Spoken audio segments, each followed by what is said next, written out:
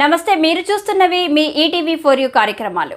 భద్రాద్రి కొత్తగూడెం జిల్లా మాల మహానాడు ఆధ్వర్యంలో ఎస్ఐ శ్రీరాములు శ్రీనివాస్ మృతికి బాధ్యులైన వారిపై కఠిన చర్యలు తీసుకోవాలని భద్రాద్రి కొత్తగూడెం జిల్లా కేంద్రమైనటువంటి పోస్టాఫీస్ సెంటర్లో గల డాక్టర్ బిఆర్ అంబేద్కర్ విగ్రహం వద్ద నిరసన కార్యక్రమం, ఆయన ఆత్మకు శాంతి చేకూరాలని నివాళులు కూడా అర్పించడం జరిగింది.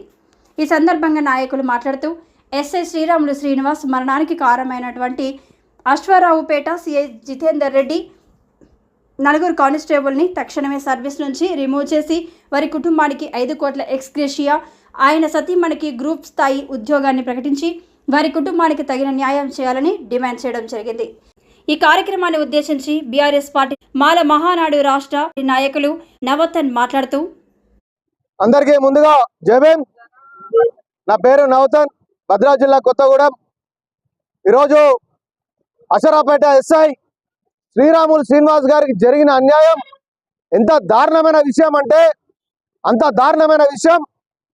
మేము ఒక దళిత ముద్దుబిడ్డ ఎస్ఐ గారికి ఇంత అన్యాయం జరిగితే అధికార పార్టీలో ఉన్న ఏ ఒక్కరు కూడా స్పందించలేదు.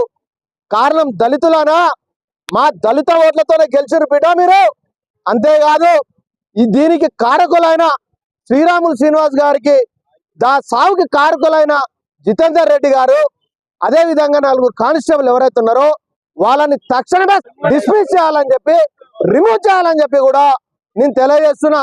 అదే విధంగా ఆర్థిక సహాయం ఏదైతే ఉందో ఆ అమ్మాయికి వెంటనే 5 కోట్ల రూపాయలు ఆర్థిక సహాయం ఎమ్మటే చెక్ అందించాలి. అదే విధంగా దాంట్లో ఏదైతే గ్రూప్ 2 ఉద్యోగం ఉందో అది ఇవ్వాల్సిందే అని చెప్పి నేను తెలియజేస్తున్నా. లేకపోతే మా పోరాటం ఆగదు, మా ధర్నాలు ఆగవు. దీన్ని రాష్ట్ర వ్యాప్తంగా మేము బంద్ పిలిపించడానికి కూడా మేము వెనకాడబోమని చెప్పి తెలియజేస్తున్నాం. ఒక దళితుడికి ఇట్లా జరిగితే, అన్యాయం జరిగితే మీరంతా ఏడికి పోయినరు, రెడ్ల రాజ్యం నడుస్తుంది అనుకుంటారేమో. నేను హెచ్చరిస్తున్నా. ఒక బీఆర్ఎస్ పార్టీగా, ఒక మహాసేన పార్టీగా, అదే విధంగా తెలంగాణ మాల మహానాడుగా మేము తెలియజేస్తున్నాం. ఈ అవకాశం ఇచ్చింది అందరికీ మహాసేన తరఫున జై భీమ్.